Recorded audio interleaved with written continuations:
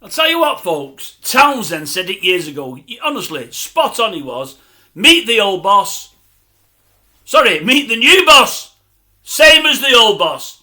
Nothing's changed. We've gone from Conservative, who you couldn't believe a pigging word that they said, to Labour, who you can believe even probably less from. And they take everything away from the working man. Unbelievable. Another one's gone today. As Freddie once said, another one bites the dust. Well, I probably did it in the thingy of Bob Marley there. I didn't mean to. I weren't being racist, folk. Honestly, I wasn't. I just sing it like that sometimes, although I don't know why. What was her name? Tulip. She's not from Amsterdam. She was from Bangladesh, I think. Tulip Siddiq. I think her name's Tulip Siddiq. I read about her a few days ago. She was coming under fire for things that's happening in her own country, or her country of birth, Bangladesh, where she's got family still over there. Anyway, they were saying she's a really good pal, a good ally of Starmer's. One of the first things he did when he got into politics was make a visit to her country, and to Bangladesh, that is, and praise the virtues of her and, let folk know how much he supported her and what a great person she was. Anyway, she's been living over here for a good few years. She's an MP there in the Labour Party. She's come under investigation lately for things that have been going on. They call it corruption in Bangladesh, and they're saying that she's got links towards it. Anyway, the Labour Party have put their bigwigs on the scene, and they've looked into things and whatever else, and they said they found her guilty of nothing over here whatsoever. Nothing. She's not broke any laws. I think one of the things that's being levelled at her was that she's living in houses over here that are owned by a family in Bangladesh, and they've got them through ways that aren't 100% above board. Anyway, she's saying she's done nothing wrong. As they've done the investigation, they're agreeing with her she's done nothing wrong. But, I don't know why I took the bins off, because they're coming straight back on. They're saying she's broke no ministerial code over here, but news is saying that a family is being looked at into Bangladesh. There's links with her aunt with property deals. It's all to do with her aunt, who's high up in government, I think, in Bangladesh. There's a few property deals, and they're saying old Tulip has oiled the wheels because of her high profile as a Labour MP in Great Britain. She's used some influence in her homeland of Bangladesh to get her auntie some plots of land and what have you at very, very, very, very, very, very, very reduced rates. And they're saying it's all wrong and it's very, very corrupt.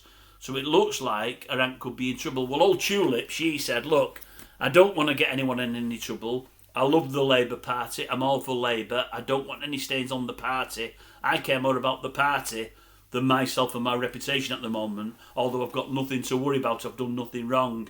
I think it's only right to take the flack away from the Labour Party if I step aside. So that's what she's done today. She's fallen on a sword. I think it's before she was going to get pushed. He's kept her there for as long as he can, okay, but I think in the end he's realised he's going to have to let her go. He might have even had a word. It might be like the football managers, where they leave by mutual consent. It might be one of those, but she said she's actually walked. He might have said, look, I've got to push you, but you don't want me to push. You'd rather walk. It looks better. That may well have happened. I don't know. But I look at it and I think that's another one of them gone. As I say, meet the new boss. Same as the old boss. Nothing's changed. You can't believe in any of them. I heard there was a poll this morning on one of the morning shows. Would you rather have Nigel or would you have Kay? And I said this weeks and weeks and weeks ago, folks. I don't follow or support any party at all. I don't believe in any of them. My experience of the last 4 or 5 years of Conservative and now Labour is shocking.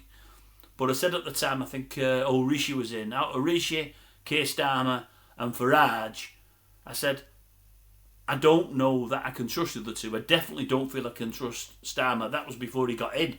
And by the way, my family be from a Labour background, mate. I've never supported any of the parties. So I'm called a Tory boy, I'm called Red, I'm called all things by different ones of you. It doesn't matter to me. Carry on calling me.